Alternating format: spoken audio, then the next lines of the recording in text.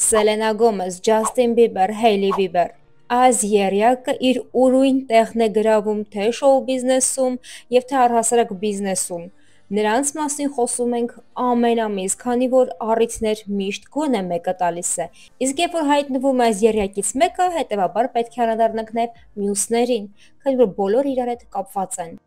Forbes-ը փորձում է ամեն կերպ նվաստացնել Սելենա Գոմեսին։ TMZ-ն նվաստացնում է Ջասթին Բիբերին, իսկ ամերիկական Vogue-ը ամենանշանավոր ամսագրերից մեկը միմիայն գովաբանում է Հեյլի Բիբերին։ Դե ինչ, եկեք անցնենք քննարկումներին, շատ հետաքրքիր է լինելու։ Ես Անահիտն եմ, ուրախ եմ ձեզ ողջունել իմ ալիքում, սպասում եմ ձեր մեկնաբանություններին, որովհետև թեմաները, որոնք քննարկում ենք, բավականին հետաքրքիր են եւ ոնց էլ չնի կապված է գումարի հետ։ Բա մենք չքննարկենք ուրիշի փողերը, այլով քննարկի։ Շարժվում ենք առաջ։ Հեյլի Բիբերը վերջերս հայտնվել է ամերիկական Vogue ամսագրի շապիկին, նշելով իր կարիերայի կարևորագույն պահերից մեկը։ Այս ֆոտոսեսիան եւ հարցազրույցը համընկել են նրա բրենդի Rhodey վաճառքի հետ, որը Elf Cosmetics-ը ձեռք է բերել $1 միլիարդ։ Հարցազրույցում Հեյլին անկեղծորեն խոսել է մայրության, քննադատությունների եւ իր ամուսնության մասին։ Նա որոշել է այլևս չպատասխանել համացածի քննադատություններին։ Նա նաև ընդգծել է, որ իր ամուսնությունը Ջասթինի հետ ամուր է, չնայած հանրային քննարկումներին։ Հեյլին նշել է, որ Ջասթինը միշտ աջակցում է իրեն եւ որ նրա հետ ամուսնությունը իր կյանքի լավագույն որոշումներից մեկն է։ 2024-ի օգոստոսին ծնվել է Հեյլի եւ Ջասթինի առաջնեկը Ջեք Բլյուզ Բիբերը։ Չնայած Հեյլին նախապես պատրաստվել էր ծննդաբերությունին, զբաղվել էր շնչառական վարժություններով, յոգայով, ուժային մարզումներով, իրականությունը շատ ավելի բարդ էր։ 39-րդ շաբաթում նրա մոտ սկսվել է անիոմատիկ հեղուկի արտահոսք, ինչի հետևանքով բժիշկները ստիպված են եղել առաջացնել նրա մոտ արհեստական ցավեր ծննդաբերությունը արագացնելու համար։ Ծննդաբերությունը տևել է 18 ժամ առանց էպիդուրալ անզգայացման։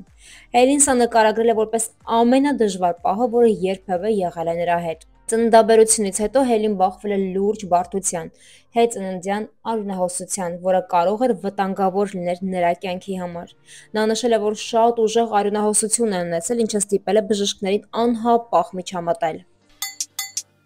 Հարցազրույցում նաև խոսում է Rhode բրենդի վաճառքի մասին։ Elf Cosmetics-ը այն գնել է $1 միլիարդ։ Սա դարձել է ընկերության ամենամեծ ձեռքբերումը բնականաբար։ Հեյլին շարունակում է մնալ բրենդի ստեղծագործական տնօրենը եւ նորարարության ղեկավարն, ապահովելով բրենդի գլոբալ աճը։ Նա նաև ստանձնել է խորհրդական դերը Elf Cosmetics-ում, մասնակցել է արտադրանքի նորարարությանը եւ շուկայավորման ռազմավարությանը։ Սա նշանակում է, որ Rhode-ը կվաճառվի ոչ միայն սեփական կայքում եւ ամերիկյան Sephora-ում, այլ նաեւ այլ ֆիզիկական խանութներում, Ամերիկայում, ինչպես նաեւ Եվրոպայում։ Ի ուրախություն ինձ ես վերջապես ձեռք կբերեմ Հեյլի գլոսներից մեկը, բալզամներից մեկը։ Մեկնաբանություններում կարող եք գրել օգտվում եք Rhode Cosmetics-ից, ինչ եք կարծում նրա մասին եւ Հեյլի ռազմավարության։ Իդեպ բոլորը շեշտում են, որ Հեյլին հիանալի մարքետոլոգ է եւ հիանալի կարողացել է 3 տարիների ընթացքում իր բրենդը հասցնել $1 միլիարդ արժողությամբ ընկերության։ Հիմա եկեք խոսենք Հեյլի Խոզ ամուսնու մասին։ Ինչի եմ նրան անվանում Խոզ, հիմա կհասկանաք։ Հեյլի Vogue-ի շապիկի հրապարակումից հետո Ջասթին իր կնոջը շնորհավորել է փոխարեն կամ երևի թե նրա շնորհավորի ձևն է այդպես, Instagram-ում կիսվել է մի պատմությամբ, որտեղ հիշել է, որ նախկինում վիճաբանության ժամանակ ասել է Հեյլին, որ նա երբեք չի հայտնվի Vogue-ի շապիկին։ Նա գրել է. Ես ասել եմ Հեյլին, որ նա երբեք չի հայտնվի Vogue-ի շապիկին, բայ գիտեմ, շատ դաժան էր։ Նա նաև ներողություն է խնդրել, նշելով, որ այդ խոսքերը ասել է չարությունից։ Հետո նա ջնջել է գրած ու սմայլիկն է դրել։ Ես չեմ հասկանում նման մարդու հետ Հեյլին ինչի է ապրում,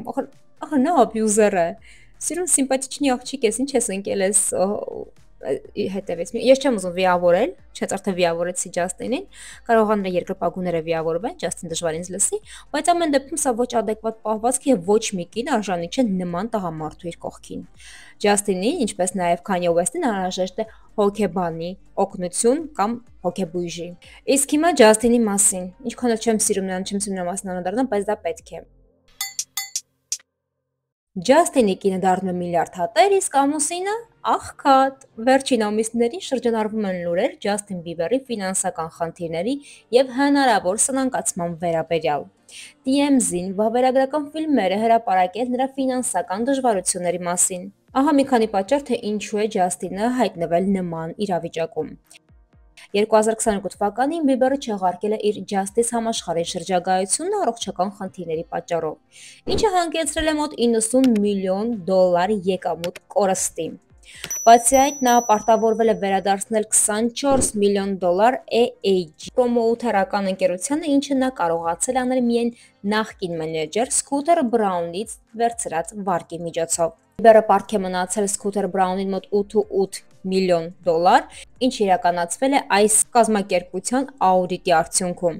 Նա նաև բախվել է ֆինանսական վատ կառավարման և շռայլ ծախսերի հետ, ներառյալ շքեղ ճանապարհորդություններ, մի քանի առանձնատներ։ 2022 թվականի դեկտեմբերին Բիբերը վաճառել էր երաժշտական կատալոգը $200 միլիոն ֆինանսական ճնշումները մեղմելու նպատակով։ TMZ-ի վավերագրական ֆիլմը նշում է, որ նրա ֆինանսական վիճակը այնքան ծանր էր, որ նա չէր կարող սպասել ավելի շահավետ հարկային պայմանների և ստիպված էր անհապաղ իրականացնել այդ վաճառքը։ Չնայած Ջաստին Բիբերը պաշտոնապես սնանկ չի ճանաչվել, նրա ֆինանսական վիճակը լուրջ մտահոգությունների առիթ է տվել։ Երաժշտական կատալոգի վաճառքը, մեծ պարտքերը և եկամուտի կորստը վկայում են այն մասին, որ նա բախվել է ֆինանսական ճգնաժամի։ Սակայն նրա թիմը հերքում է սննկացման մասին լուրերը և նշում է, որ Բիբերը աշխատում է իր ֆինանսական վիճակը կայունացնելու ուղղությամբ։ Ամենայն հավանականությամբ Ջաստինի մենեջեր Սկութեր Բրաունը ցանկանում է Ջաստինին այս կերպ հասկացնել, որ տղա ջան, մեծանալ է պետք, աշխատել է պետք, շարժվիր, գործ արա, փող աշխատիր, քանի որ քեզանից է կախված մեր փող աշխատելը։ Խոսում ենք Սելենայի մասին, էլ ուր առանց իրա, եթե խոսքը գնում է բիբերների մասին։ Վերջին շաբաթներին Forbes ամսագիրը հրապարակել է մի շարք հոդվածներ, որոնք անդրադառնում են Սելենա Գոմեսի և նրա մոր հիմնադրած Wondermind մենթալ առողջության ստարտափի ֆինանսական դժվարություններին։ Չնայած որոշ լրատվամիջոցներ պնդում են, որ Գոմեսը և նրա մայրը մեղադրվում են աշխատակիցներին չվճարելու մեջ, իրականում վիճակը ավելի բարդ է։ Wondermind-ը հիմնադրվել է 2021 թվականին Սելենա Գոմեսի և նրա մոր Մինդի Թիֆի և Դանիելա Պիերսոնի կողմից, նպատակ ունենալով պայքարել մենթալ առողջության շուրջ առկա ստիգմայի դեմ, առաջարկելով բովանդակություն, ինչպիսիք են պոդքասթներ և SN-ներ։ 2022 թվականին ստարտափը գրավել է $5 միլիոն ներդրում, գնահատվելով $100 միլիոն։ Ներդրողը եղել է ով? Սելենա Գոմեսը։ Ինքը իր ստարտափին հովանավորել է։ Սակայն 2025-ի գարնան ընկերությունը բախվել է ֆինանսական խնդիրների։ Հաղորդվում է, որ մոտ 15 աշխատակիցներ չեն ստացել իրենց աշխատավարձերը մարտ և ապրիլ ամիսներին, իսկ ընկերությունը պարտքեր ունի նաև ֆրիլանսերների և մատակարարների նկատմամբ։ Մասնավորապես նշում է, որ ընկերությունը պարտք է $60,000 PR ընկերությանը։ Բացի այդ, առողջապահական ապահովագրությունները աշխատողների դադարեցվել են։ People ամսագրի աղբյուրը նշում է, որ Գոմեսը, իմանալով ֆինանսական խնդիրների մասին, անմիջապես ներդրել է լրացուցիչ միջոցներ աշխատողների աշխատավարձերը վճարելու համար։ Wondermind-ի խոսնակը հաստատել է, որ ֆինանսական խնդիրները լուծվել են և բոլոր վճարումները նախատեսվում է կատարվել մոտակա երկուշաբթի օրը։ Դա մեր մոտի ամսի 2-ն է։ Չնայած Bloomberg-ը 2024 թվականին գնահատել էր Սելենա Գոմեսի կարողությունը $1.3 միլիարդ, Forbes-ը վերջերս վերանայել է այդ թիվը գնահատելով այն մոտ $700 միլիոն։ Ինչի համար եմ շեշտում Սելենայի եկամուտը, քանի որ եթե մարդ միլիարդ հատыр և չի կարողանում վճարել ընդհանուր $60,000 PR ընկերությանը, ուրեմն այստեղ ինչ-որ մի բան էն չի։ Forbes-ը ընկել է Սելենայի Գոմեսի փողի հետևից ու փորձում է հաշվարկ նրան հասկանալ ինչի այստեղ էն չի։ TMZ-ն քննադատում է Ջաստինին, Forbes-ը քննադատում է Սելենային։ Տեսնենք ինչ դուրս կգա վերջում, ինչա պարզվելու։ Բայց ուզում եմ մի փոքր դրական նոտայով ավարտեմ հոլովակը։ Սելենա Գոմեսը իր հերթին ցուցաբերել է աջակցություն Հեյլի Բիբերին կապված վերջինիս Vogue ամսագրի շապիկին հայտնվելու հետ։ Սա տեղի ունեցել այն բանից հետո, երբ Ջաստինը հիշել է, թե ինչպես է վիրավորել Հեյլին կապված Vogue-ի շապիկի հետ։ Ներվերս հաղթում է, որ սա հիշում եմ։ Ի պատասխան Սելենան Instagram-ում հավանել է Հեյլի գրառումը, որը վերաբերվում էր նրա բրենդի Rode և Sephora-ի համագործակցությանը։ Բացի այդ, նա հրապարակել է մի սթորի գրելով. «Դու գիտես, թե դու ով ես, ես քո կողքին եմ»։ Այսպիսով Սելենան փորձել է ինչ-որ կերպ աջակցել